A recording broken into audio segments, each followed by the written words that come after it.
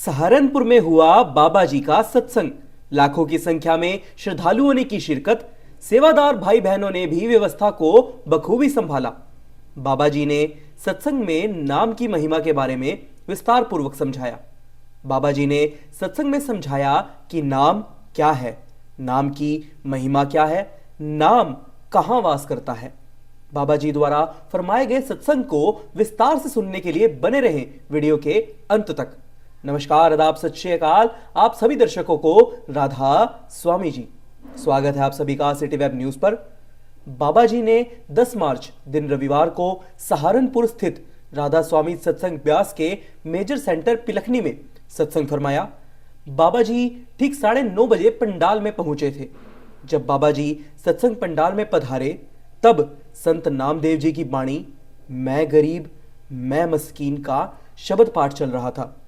राधा स्वामी सत्संग ब्यास के प्रमुख संत गुरु बाबा गुरिंदर सिंह ढिल्लो जी ने लाखों की संख्या में आई संगत को दर्शन देकर निहाल किया। आज जिस बाणी की तर्ज पर बाबा जी ने सत्संग फरमाया वह थी नामे हीते सब किछ होया, बिन सतगुर नाम न जापे। बाबा जी फरमाते हैं कि यह गुरु घर की बाणी है। बाबा जी समझाते हैं कि इंसान पूजा पाठ तो करता है, ग्रंथ पोथियां भी पढ़ता है, लेकिन ग्रंथों में लिखे लफ्जों को दोहराने से परमात्मा की प्राप्ति तो नहीं हो सकती। इंसान की फितरत होती है कि वह हर काम को करने का आसान से आसान तरीका खोजता है। इसी के चलते वह भारी साधना में फंसकर रह जाता है। इंसान को जरूरत है सोच समझकर कदम उठाने की। परमात्मा ने मनुष्य को विवेक बख्शा है, विवेक के साथ तर्क आता है, लेकिन अगर इंसान उस तर्क को नहीं समझेगा, अपनी आंखों पर पट्टी बांधकर चलेगा, तो ऐसे में तो परमात्मा की प्राप्ति नहीं हो सकती। बाबा जी समझाते हैं कि परमात्मा की प्राप्ति के लिए मनुष्य को चाहिए कि पहले वह खुद को परमात्मा के लायक बनाए, और परमात्मा के लायक बनने के लिए खुद को नाम की भजन बंदगी में लगाना होगा। यह बात सही है कि अलग अलग युगों में महापुरुषों द्वारा परमात्मा की भक्ति के अलग अलग साधन पेश हुए हैं, लेकिन उन साधनों पर चल के कलयुग में परमात्मा की प्राप्ति संभव नहीं है, क्योंकि कलयुग में इंसान की ना तो उम्र उतनी रही है, ना ताकत उतनी रही है, ना ही समझ उतनी रही है। परिवर्तन संसार का नियम है। आप अतीत में रहकर तो नहीं जी सकते ना। संसार का वातावरण बदल रहा है तो आपको भी अपने तौर तरीकों में बदलाव लाना होगा। अब कलू आयो रे नाम बीज बोओ। आगे बाबा जी समझाते हैं कि इंसान नाम को लफ्ज समझ बैठते हैं। गुरबाणी में भी लिखा है कि जहां नाम मिले वहां जाओ। बाबा जी समझाते हैं कि नाम ना दिया जाता है और ना लिया जाता है। जब हम महापुरुषों के पास नामदान के लिए जाते हैं तो वो सिर्फ हमें युक्ति सिखाते हैं। नाम तो पहले से ही हमारे अंदर है। नाम के बिना तो इंसान जीवित ही नहीं रह सकता। यह पूरा विश्व नाम से ही जन्मा है। इसलिए गुरबाणी में भी कहा गया है कि नाम सिमर पछताएगा मन, नाम सिमर पछताएगा। यानी वक्त रहते नाम का जाप कर लो, वरना एक बार वक्त हाथ से निकल गया और जब अपनी करनियों का हिसाब देना पड़ेगा तो पछतावे के सिवा कुछ भी हाथ नहीं लगेगा। नाम कहीं बाहर नहीं है, नाम हम सबके भीतर ही समाया हुआ है।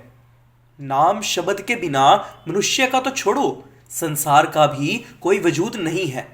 जिस दिन मालिक ने मौज में आकर संसार से शब्द वापस बुला लिया तो संसार में प्रलय आ जाएगी।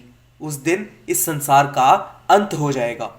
ऐसे ही जब मालिक मनुष्य में से शब्द वापस बुला लेता है तो मनुष्य की मृत्यु हो जाती है। शब्द जो है वह कोई लफ्ज नहीं, वह मालिक की ताकत है। हाँ, यह है कि नाम को अलग अलग धर्मों, अलग अलग मजहबों ने अपने अपने लफ्जों में बयान किया है। मुस्लिम उसे कलमा कहते हैं, हिंदू उसे नाद अनाद कहते हैं, बाइबल में नाम को वर्ड या फिर लोगोस कहा गया है। चाइनीज में इसे डो कहा जाता है। बाबा जी फरमाते हैं कि गुरुमुख की संगति से आप अपने अंदर समाये नाम को जागृत कर सकते हैं, नाम की पहचान कर सकते हैं। नाम हमारे अंदर ही विराजमान है। ऐसा नहीं है कि हम किसी महापुरुष के पास जाएंगे और वो कोई जादू करके हमारे अंदर नाम डाल देंगे। नाम को हमें ही पहचानना होगा। सतगुरु केवल उसकी युक्ति बताएंगे। बाबा जी आगे समझाते हैं कि जैसे हमारी माताएं बहनें मोतियों की माला से श्रृंगार करती हैं, मोतियों की जो माला होती है उसमें मोती एक धागे में पिरोए जाते हैं। अगर वो धागा कैंची से काट दिया जाए तो सारे मोती बिखर जाएंगे। आध्यात्मिक दृष्टिकोण में शब्द जो है वह धागे का काम करता है और जो अखंड ब्रह्मांड है वह मोती का। इनको मिलाकर जो परमात्मा ने मोतियों की माला बनाई है, इसमें से अगर परमात्मा धागा यानी शब्द वापिस खींच लें तो सब कुछ बिखर के रह जाएगा। बाबा जी फरमाते हैं कि अब हम तो पूरी कोशिश कर रहे हैं, समझाने में किसी तरह की कोई कसर नहीं छोड़ रहे हैं, लेकिन नाम और लफ्ज के बीच का फर्क नहीं समझोगे तो कुछ होने वाला नहीं है। नाम और लफ्ज में उतना ही फर्क है जितना कि परमात्मा और माया में होता है। अब आगे बाबा जी समझाते हैं कि माया क्या होती है। जो कुछ सृष्टि में आता है और वक्त आने पर चला जाता है वह माया है, और परमपिता परमात्मा वह सच है जिसका कोई दायरा नहीं है। वह ना कभी जन्मे हैं और ना कभी उनका अंत होगा, वह अनंत है। हमें इस सच का, इस नाम का सिमरन करना है जो हर युग से, हर सगल सृष्टि से परे है। कोई युग रहे या ना रहे, सृष्टि रहे या ना रहे, यह नाम जरूर रहेगा और हमें इस नाम की भजन बंदगी में लगने की जरूरत है। बाबा जी शब्द और लफ्ज के बीच का फर्क समझाते हुए बताते हैं कि जैसे प्यार एक शब्द है, उसे पढ़ने या बोलने को तो आप प्यार नहीं कह सकते। प्यार तो एक जज्बात है, एक भावना है जो तभी समझ आएगी जब आप किसी की संगति में रहोगे, उसके साथ आपका लगाव होगा, उसके साथ जीवन व्यतीत करना चाहोगे, यानी उससे आप प्यार करोगे। जैसे माँ बाप अपने बच्चों से लगाव रखते हैं, उन्हें अपनी आंखों से ओझल नहीं होने देना चाहते। नाम को पहचानने की समझ आपको तब आएगी जब आप सतगुरु की संगत में लगोगे, सेवा में लगोगे। बाबा जी फरमाते हैं कि अब सवाल यह है कि सेवक कौन है, सेवादार कौन है। सेवादार वो नहीं है कि बिल्ला मिल गया पहनने के लिए तो बन गए सेवादार। सच्ची सेवा नाम की कमाई करना है। बाहरी सेवा तो वातावरण है ताकि मन को झुकना सिखा सके, स्वभाव में नम्रता आए। घमंड से भरा मन तो परमात्मा की भक्ति नहीं कर पाएगा ना।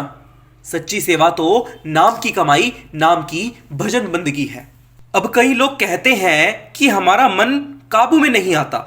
इस पर बाबा जी फरमाते हैं कि अभी हम लोग ट्रेनिंग पीरियड में हैं। मन के साथ जबरदस्ती नहीं करनी है। मन के साथ जबरदस्ती करोगे तो मन उसके विपरीत रिएक्ट करेगा। जिस चीज को छोड़ने के लिए मन को कहोगे, मन उतना ही उसके पीछे पीछे भागेगा। हमें जरूरत है तरीका बदलने की। उदाहरण के तौर पर जैसे कोई इंसान मुट्ठी में 100 रुपए बंद करके बैठा हो, उसको कहोगे कि मुट्ठी खोल तो वो कहेगा क्यों खोलूं, मैं तो नहीं खोलता। लेकिन अगर वहीं आप उसके सामने हीरे जवाहरात रख दे तो उसकी मुट्ठी अपने आप खुल जाएगी। ऐसे ही एक और उदाहरण आता है कि शादी से पहले ही आप अपनी बेटी को बार बार कहने लगोगे कि तुम तो पराया धन हो, तुम एक दिन हमारे से बेगानी हो जाओगी, हमारे से दूर चली जाओगी, हमारे से पराई हो जाओगी। तो क्या आपकी बेटी उस बात को मानेगी?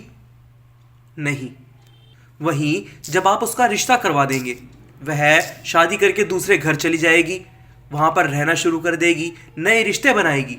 तब धीरे धीरे उसका लगाव अपने मायके से कम होता चला जाएगा, रुझान उस तरफ कम होता चला जाएगा।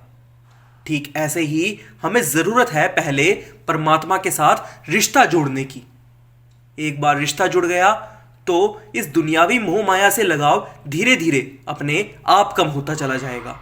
आपको जरूरत है कि मन के साथ जबरदस्ती ना करके उसके सामने सेवा व सिमरन के जरिए भक्ति रूपी खजाना खोलें। फिर मन धीरे धीरे सही रास्ते पर आ जाएगा, क्योंकि मन को काबू करना आपके ऊपर है।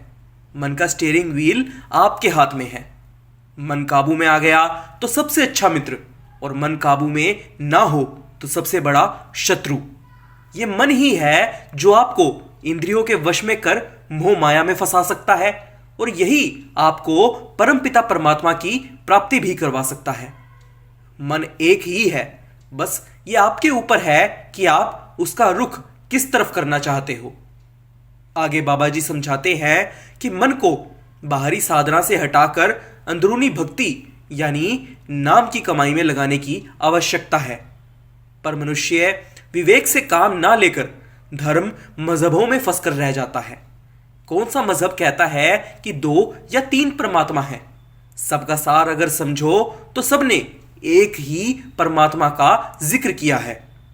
एक तरफ हम कहते हैं कि परमात्मा कण कण में है, पत्ते पत्ते में है, और दूसरी तरफ उन्हें 4 दीवारी तक सीमित करके रख देते हैं।